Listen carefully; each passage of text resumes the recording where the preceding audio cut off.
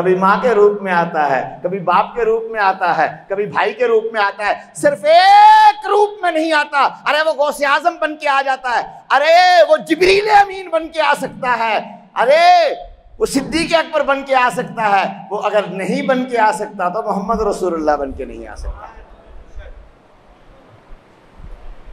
कोई रास्ता उसके लिए बंद नहीं है, कोई रास्ता उसके लिए बंद नहीं है, कोई शाही महल के दरवाजे नहीं है, कोई हाजिब, कोई सिक्योरिटी, कोई गार्ड, कोई प्रोटेक्शन, कोई वो बुलेट प्रूफ जैकेट और बुलेट प्रूफ शीशे और बुलेट प्रूफ गाड़ियां कायनात में कोई इब्लीस प्रूफ कुछ नहीं बना हुआ अभी तक। कोई इब्लीस प्रूफ, कोई सिक्योरिटी मेजर्स पॉसिबल नहीं है इस कायनात में। समझ आ रही है ना? कोई सिक्योरिटी मेजर्स पॉसिबल नहीं है। सिर्फ एक ही मेजर पॉसिबल है, रब के हुजूर लेट जाना, झुक जाना, बिछ जाना, डह जाना, मिट जाना।